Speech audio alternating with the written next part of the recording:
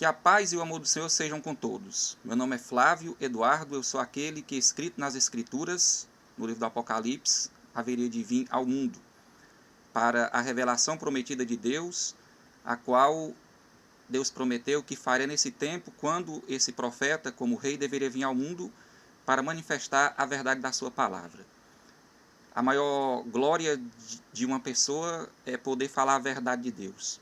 Quando você recebe direito nos oráculos de Deus, que são livros que revelam as Escrituras, quer dizer que você, pela fé que você tem na verdade de Deus, você deve entender a palavra de Deus como a sua maior glória. A glória de se poder falar a verdade de Deus.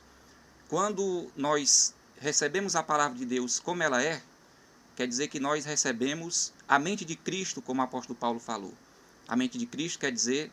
aquilo que Jesus pensa e que nós também, pela fé que nós temos nele, nós também pensamos. Ou em outras palavras, a mesma fé que Jesus tem nas coisas que Deus criou, nós também temos, porque nós também recebemos de Deus, Jeová,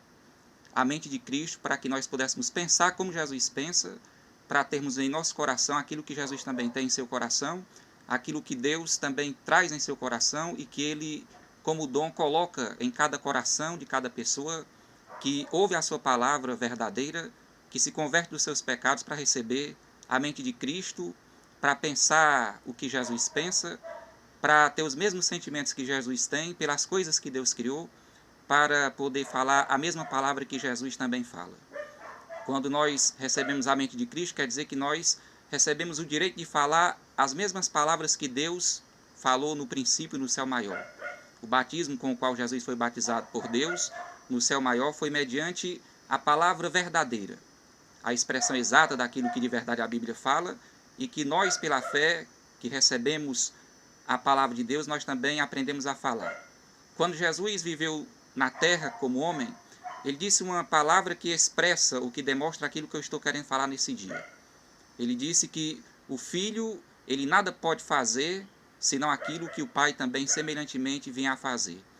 Eu não sei se você sabe o que significa essa palavra de Jesus, mas o que ele queria dizer com essas palavras é que tudo o que Deus faz, ele também faz. Ele não pode fazer nada se não for semelhante àquilo que Deus, o Pai, também faz. Ele quis dizer que, assim como Deus ressuscita os mortos e vivifica aqueles que ele quer, Jesus também ele tem o mesmo poder de ressuscitar os mortos e de vivificar as pessoas que Jesus bem quer vivificar.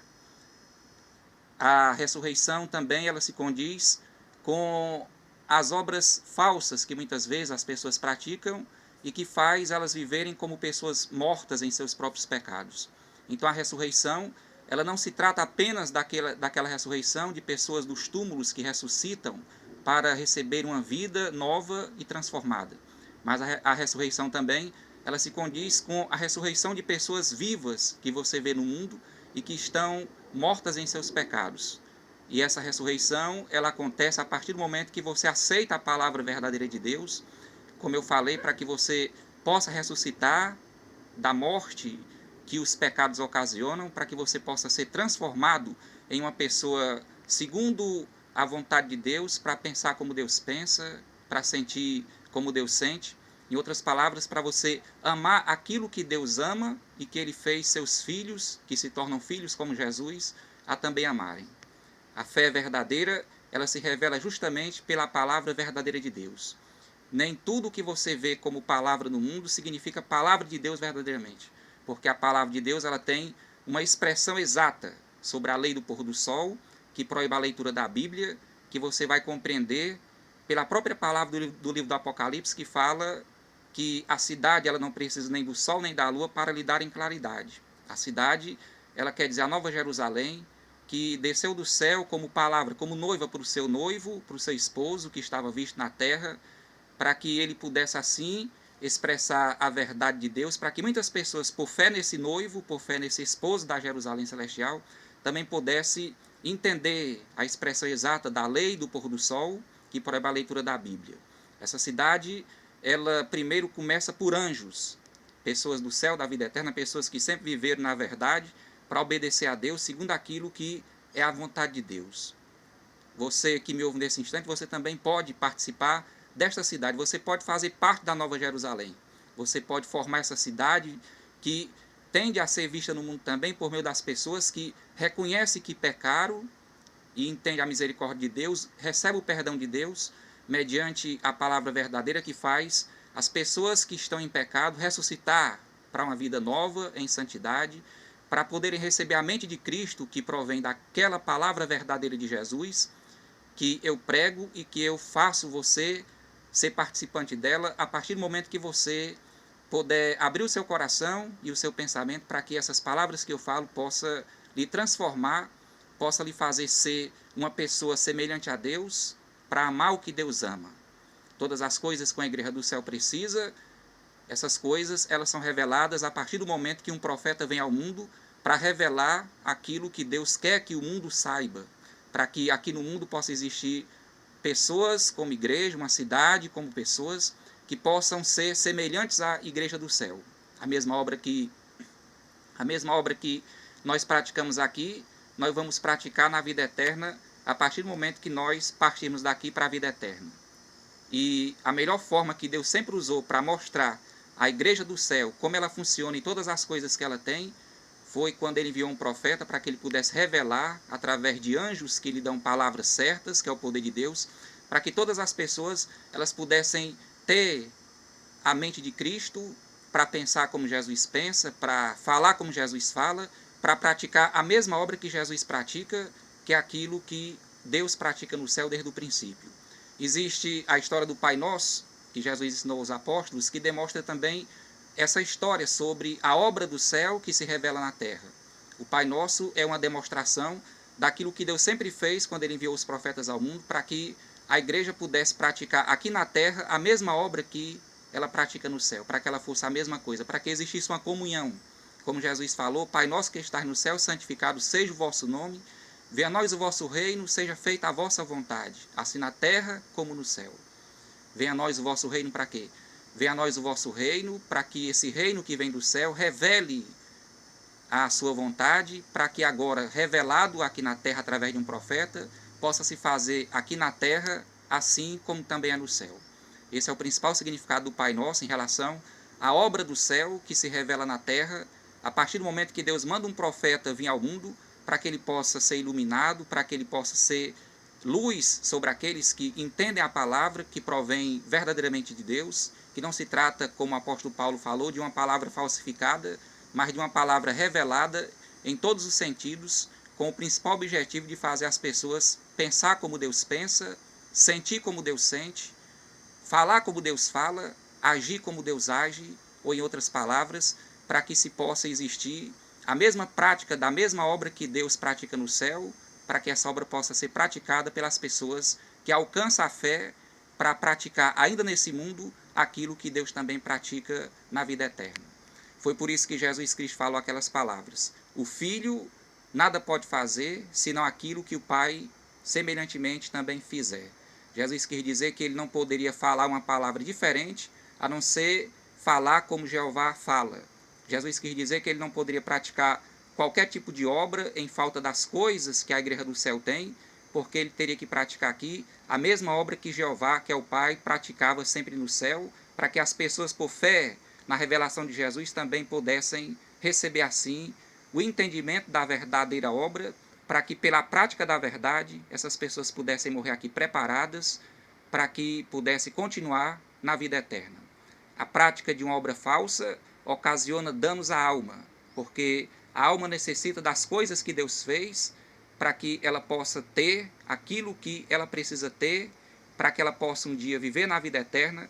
praticando as mesmas obras que se revelam aqui e que ela vai continuar a praticar na vida eterna. Essa é a diferença em relação à verdadeira igreja, é a diferença em relação à palavra verdadeira sobre aquilo ou diante daquilo que na verdade é obra falsa. Mas não se entristeça se você está participando de uma obra falsa em falta das coisas que Deus ama, como imagens de escultura, procissão, a expressão da lei do pôr do sol que proíbe a leitura da Bíblia, essa lei que demonstra, ou que é demonstrado através da expressão sol, que a cidade como pessoas não precisa, quer dizer, as pessoas que praticam a santidade, que crêem nessa verdade, elas não precisam praticar esse pecado contra a Bíblia, porque elas não precisam desse sol, porque a Bíblia ela é chamada de sol. Mas, independentemente da sua religião, independentemente do pecado que você possa compreender que tem praticado contra as Escrituras, aceita a misericórdia de Deus, porque sempre que um profeta vem ao mundo, ele vem com essa missão de perdoar os seus pecados, de fazer você ressuscitar para uma vida nova. Entenda bem o que eu falei. Quem vive no pecado contra as Escrituras, que é o corpo espiritual de Deus, quem vive no pecado contra o seu próprio corpo de pessoa, praticando os vícios que faz a carne enfermar, essas pessoas que praticam esses pecados, para Deus elas estão mortas em seus pecados, mas o amor de Deus, a misericórdia de Deus sempre se manifesta mediante a sua vontade quando ele envia um profeta ao mundo, no sentido de perdoar as pessoas dos seus pecados, ou em outras palavras, no sentido de fazê-las ressuscitarem da morte onde elas estão, para a vida de Deus, para que essas pessoas possam viver como Deus vive, na prática das mesmas obras que Deus pratica, pensando como Deus pensa, de acordo com aquilo que a sua palavra revela. E como Jesus falou, a palavra de Deus, ela é a verdade da vida, e quem dá crédito ao que ela fala de verdade sempre alcança misericórdia, sempre alcança o perdão de seus pecados, sempre alcança a vida eterna. Então receba o perdão de seus pecados, abra o seu coração. Eu desejo que Deus, nesse instante, ele possa abrir o seu coração para que você possa entender essas minhas palavras, se reconhecer como pecador, se você entender que está em pecado, de acordo com aquilo que é pecado, como eu expliquei aqui, mas que você não se entristeça mesmo assim, que você crê na misericórdia de Deus e aceite o perdão de Deus. Eu, Flávio, sou chamado de Espírito Santo, marido dessa cidade chamada Jerusalém Celestial, que está aqui do meu lado como anjos. Assim como Jesus Cristo e os profetas foram constituídos por Jeová Deus para perdoar os pecados da humanidade, eu também, Flávio, fui constituído para perdoar os pecados das pessoas que aceitam a misericórdia de Deus, que reconhecem o que é pecado de acordo com aquilo que a Bíblia diz que é pecado, ou contra a Bíblia, ou contra o próprio corpo de pessoa, para que, assim se entendendo, possa se sentir perdoado dos seus pecados, possa se sentir mais uma vez filhos e filhas de Deus, no sentido de viverem a vida proposta por Deus, que é uma vida santa na prática da verdadeira obra, que leva à vida eterna aqueles que praticar essa obra. Muito obrigado pela sua atenção. Que Deus ilumine o seu pensamento, abra o seu coração para que você possa compreender essas poucas palavras que eu quis aqui dizer e que você possa se sentir cada vez mais perdoado dos seus pecados, ressuscitado da morte que o pecado ocasiona e feito, a partir de agora, mais um filho de Deus, como Jesus é filho, para praticar só aquilo que Deus também pratica, porque é assim que os da fé se tornam filhos de Deus, como Jesus Cristo também é, como ele quis expressar. Muito obrigado, que Deus abençoe a você. Meu nome é Flávio Eduardo, muito obrigado pela sua atenção.